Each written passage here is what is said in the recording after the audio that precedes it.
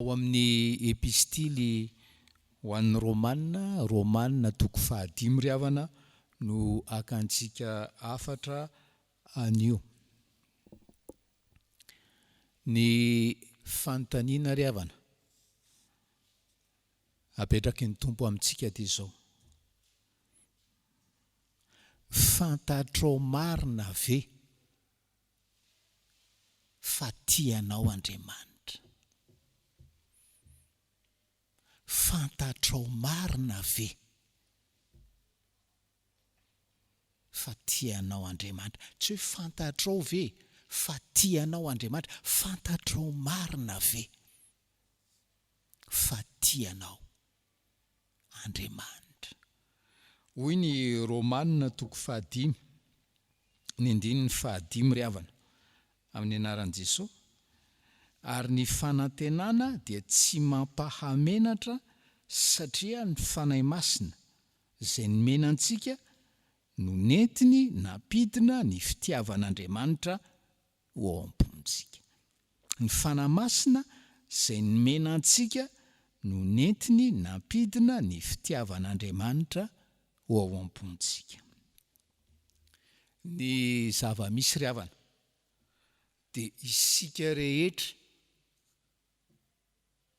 raha antaniana hoe fantatrao ve fa tianao Andriamanitra, haitsika tsy enjery ny Jaona 3:9 hoe fa toy izao ny tiavan'Andriamanitra zao tontolo zao, ary anatin'izany zao tontolo zao zany sahako. Fa zao ry havana, saika fitiavana njany no tsy enjery atao kandrina, atao an-tsaina zany fitiavan'Andriamanitra zany.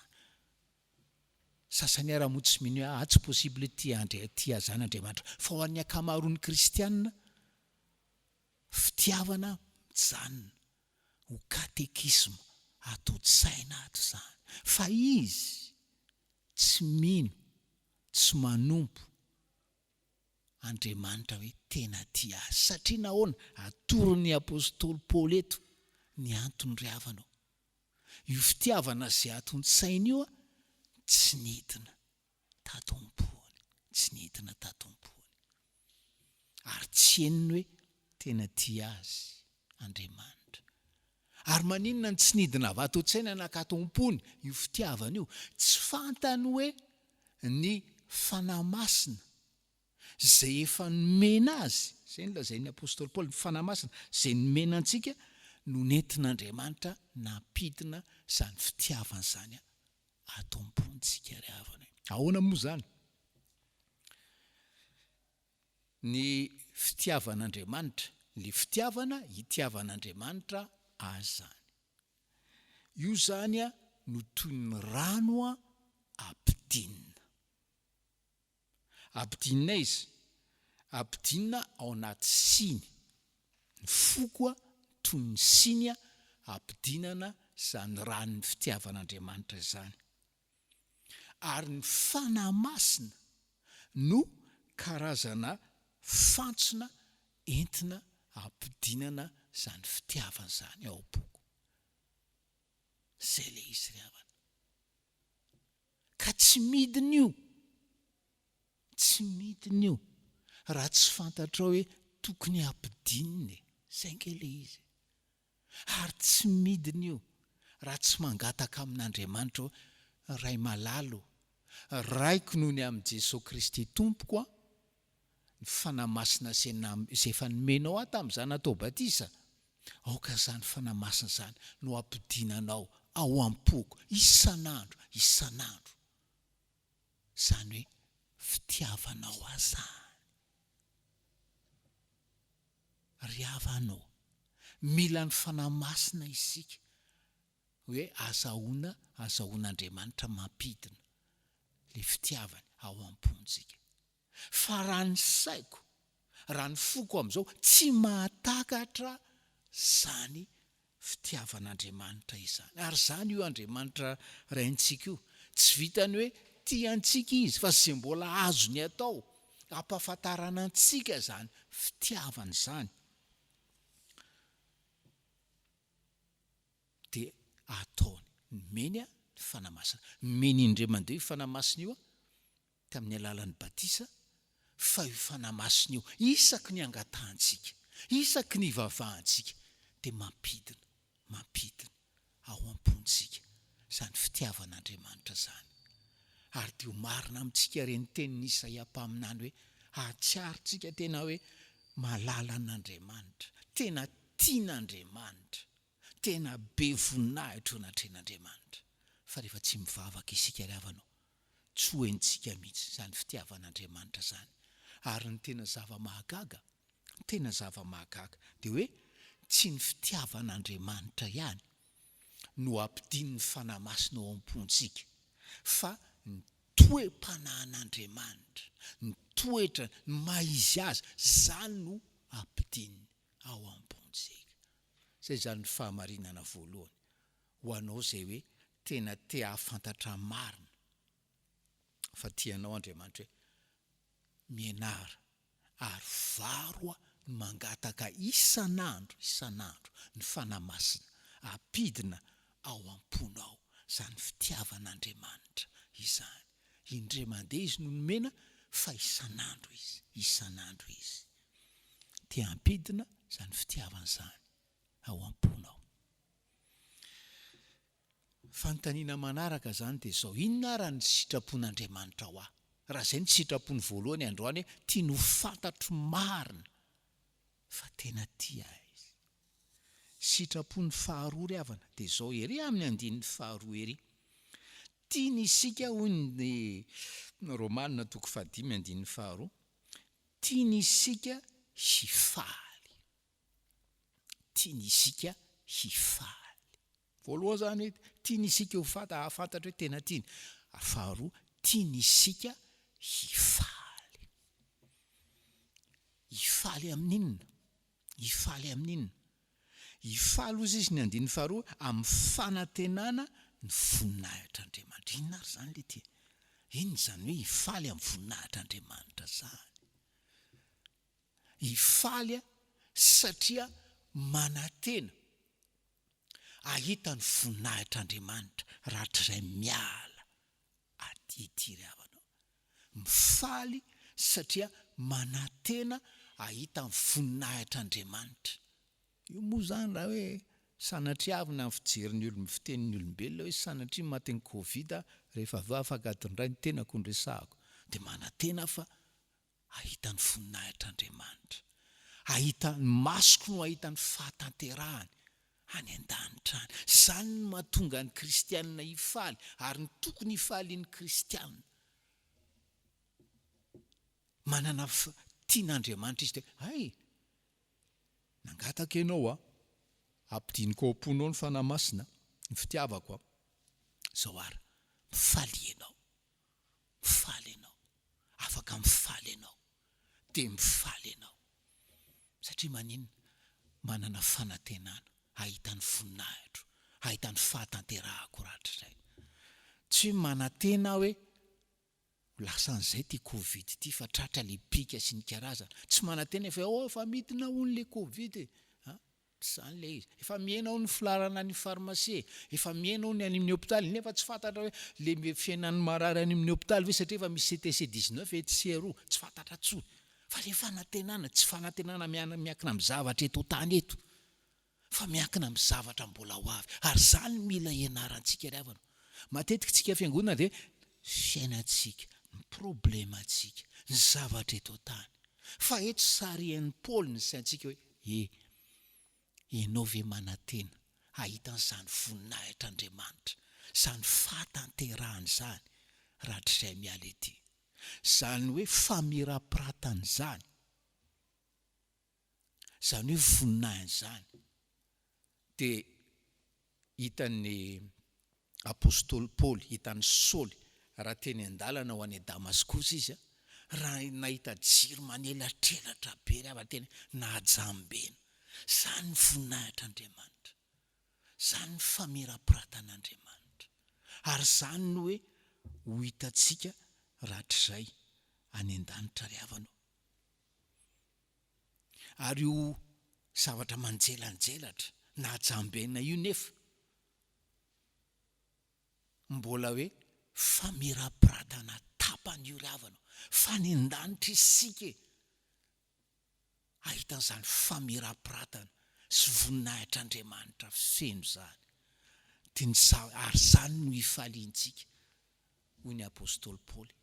Efa mifalitsika amin'izao eny ary havana, ianao izay hoe ampidina ny fanamasina ny fitiavan'Andriamanitra ao am-ponao isan'andro, dia ampidinany ao am-ponao koa zany fifaliana avy any an-danitra zany, fifaliana mifandraika amin'ny fanantenana, zany hoe ahita voninahitr'Andriamanitra izany zany fahatanterahany zany rahatr'izay mifanatry tava aminy. Possible, tsy miteny aminao zany androandro havana, possible, fa zany ny programan'Andriamanitra ho anao zany.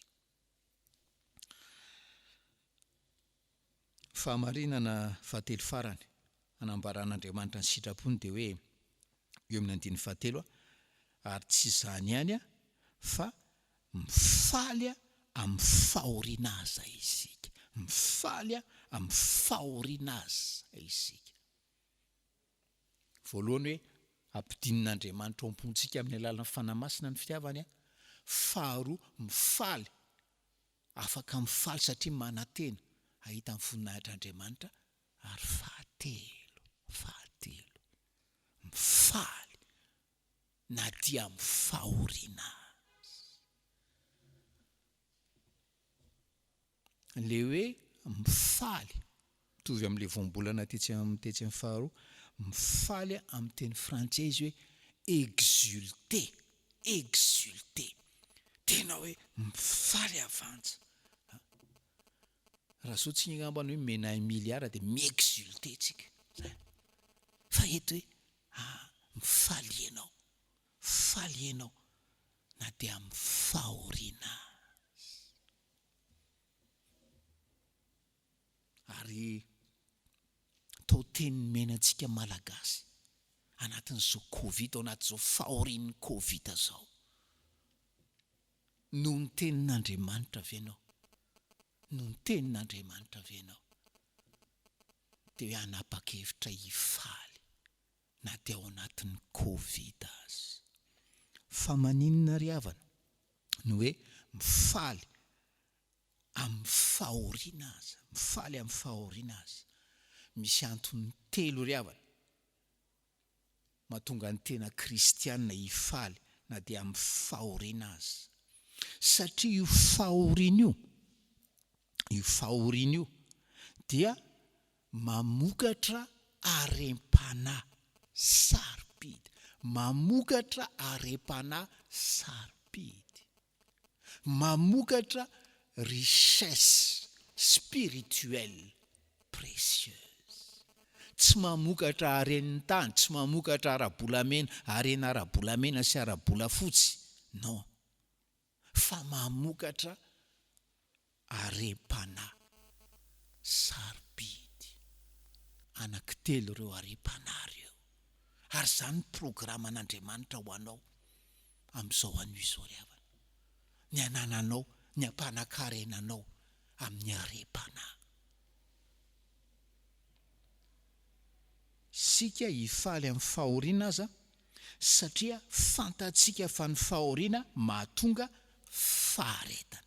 Zay le arem-panahy voalohany, ny faharetana, ny patience, tena richesse, zany hoe faharetana zany, tena harena, zany hoe patience zany ry havana. Faharetana, patience, zavatra roa, fahazakana, fifehezan-tena, fahazakana sy fifehezan-tena.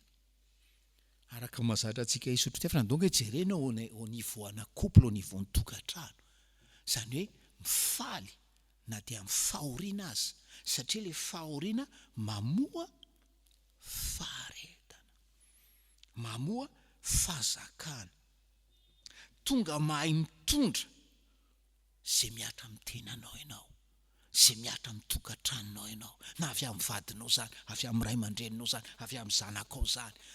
Fahazakana, mahay mitondra zay miatra ianao. Zay le harena ry havanao. Manana fifehezan-teny ianao.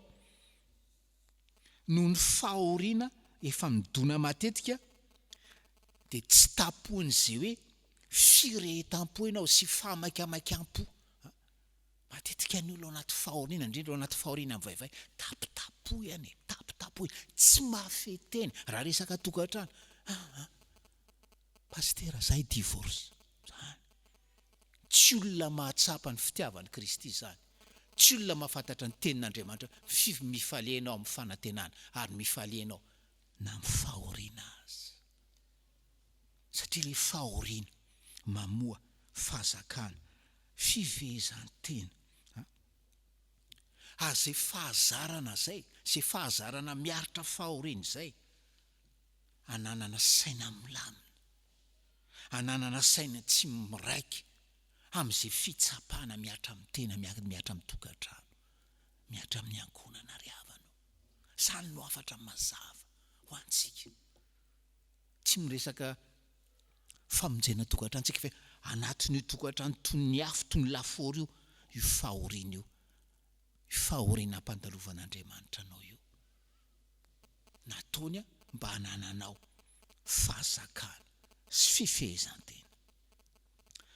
Faharoa, arem-panahy voalohany zany faharetana. Arem-panahy faharoa ny apôstôly Paoly hoe, ary ny faharetana, andininy fahaefatra, mahatonga fahatsaram-panahy voazatoetra. Ny faharetana mahatonga fahatsaram-panahy voazatoetra. Misy zany ny fahatsaram-panahy efa tsara be nge zany hoe tsara fanahy,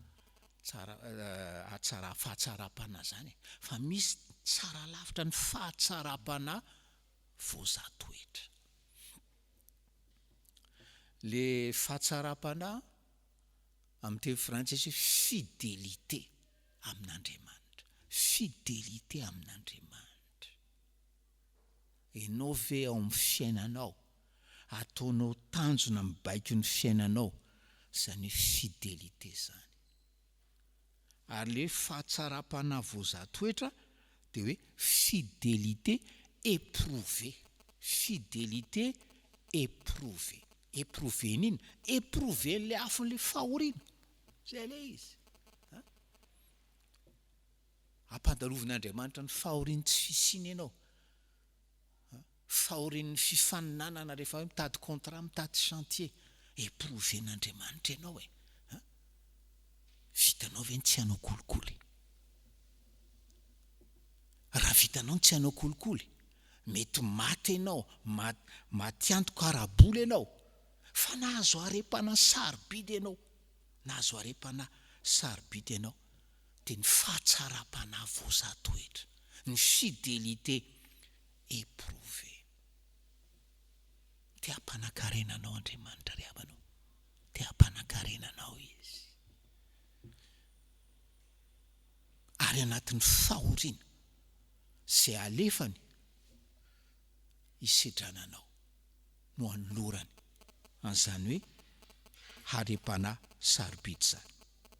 Zao manko ry havana, ny olombelona amin'ny androm-panambinana, ny olombelona amin'ny androm-pitahiana dia tsy fantatra marina zay hitiavana an'Andriamanitra. Tsy fantatra kory raha tian'Andriamanitra izy, fa ny tena mahafaly azy dia ny harena ny fanana isan-karazany. Fa misy olona ihany hoe tena tian'Andriamanitra ka rehefa tena hoe amin'ny andro fanambinana tsy fantatra tsony raha Andriamanitra ny tena tiany, na hoe fanantenan-javatra, satria nivavaka izy dia nahazo an'izao sy zao. Fa ny tediavin'Andriamanitra amin'ny alalan'le fahoriana dia ny anana antoka hoe na ao anaty fahoriana azy dia mbola tia arainy tia zanako ity. Na anaty fahoriana azy dia tia arainy tia zanako ity, satria ny asoako, ny voninahitro, ny atsarako, zany ny tianyity zanako ity. Fa tsy fanantenan-javatra na filan-javatra. ka le fahoriana karazana hoe memy fanadiovana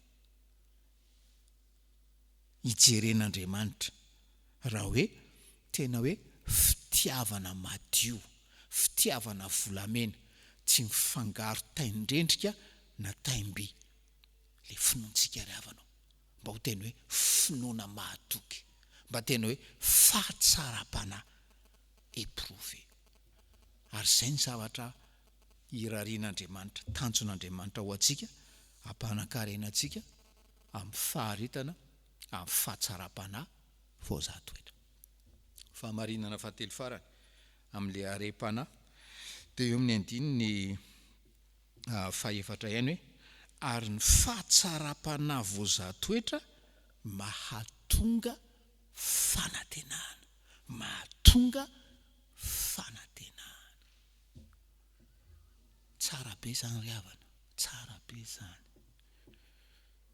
Fa raha tsy kristianina ianao ary na kristianina anarana ianao, ny fahoriana mahatonga anao hamoy fo dia hanalavitra an'Andriamanitra rehefa avy nanome tsiny azy ianao. Fa ny tena kristianina izay manana fitiavan'Andriamanitra ao am-pony dia mitoetra amin'ny fanantenana mandrakariva. Donc jerentsika tsara hoe inona mahatonga le fanantenana? Tsy resaka fampiasonana zao. Le faharetana na le pasiansa nianarana tanaty fahoriana. Zay le voalohany, le are-panahy voalohany. Iny pasiansa iny miteraka fahatsara-panahy voazahatoetra, miteraka fahamatorana voazahatoetra. Sika samy mahita raha samy atao am-piangonana. Misy ny kristianina dia misy ny kristianina matotra. Ary fantatsika fa matotra izy satria tsy matotra ara-taona fotsiny. Fa na mbola tsy nahazo taona azy izy dia fantatra fa kristianina efa nisedrainy tompo reny, efa voazahatoetra reny, azo antoka reny, azo azakazahana reny anaty fahoriana, amborahana problème. Zany satria efa nisedrain'Andriamanitra reny olona reny. Dia eo zany le faharetana, le pasiansa nianarana tanaty fahoriana, niteraka fahamatorana voazahatoetra, teraka maturité éprouvé mba ireo ry havanao. Zany io kristianina matotra zany, zany io kristianina mûr zany. Dia ireo zavatra roa indray miteraka fanantenana. Nahoana miteraka fanantenana hoe atenaiko fa le Andriamanitra miasa ao amiko, nanome pasiansa, nanome maturité éprouvé, tsy hanao sotapana. Fa tena atenaiko izy hoe hanefy atanteraka mba hitomboka amin'ny fanavana an' Jesosy. Ary rehefa izany dia vao maika mampiorina ny fanantenako eo anaminy rahatray miala ety aho. Zay le are-panahy sarobidy fahatelo dia ny fanantenana. Dia io moa manohy amin'ilay andiny fahatimy ary izany fanantenana zany. Ninona analizinao? Tsy homenatra ianao, tsy hangaiay ianao anantena tahaka izany. Satria sy andiny fahatiny hoe ny fanantenana dia tsy mampamenatra satria ny fanamasina izay nomena antsika no nentina nampidinana ny fitiavan'Andriamanitra amintsika hoe afaka mahatoky sika sy afaka mananteny sika le Andriamanitra tiantsika. Ry havana, afa ty toriteny ty, satria tsy toriteny fampaherezana anao anaty problème. Ianao izay mitrongo voaomana, ianao izay hoe nohanina an'io dia tedavina an'io dia hoe andao hoe tao-mbavaka pastera, tsy izany le toriteny. Tsy miompana aminao, tsy miompana amin'ny problemanao ty toriteny ty. Fa toriteny miompana amin'Andriamanitra sy ny programan'Andriamanitra ho anao, ny fijeriny anao. Dia varo ary ry havanao manomboka an'io ny angataka ny fanahy masina ampidina isan'andro ao am-ponao, le fitiavan-dehibe, ny tiavan'Andriamanitra anao tao amin'i Jesosy Kristy. Ary dia zany fanahy zany izay fanahin'ny fifaliana no hatonga anao anantena ary ampiorina ny fifaliana, anantena ny fionana amin'i Jesosy. araka ny tenin'ny Joba hoe masoko fa tsy maso ny hafa no ahita azy, de mba hitondra fifaliana ho anao zany. Ary fanamasina ry havanao, fanamasina no amoy ihany koa fifaliana ao aminao amin'ny fahoriana azy. Ho aminao ny fahasoavan'ny Tompo ary ho an'Andriamanitra ny voninahitra. Amen.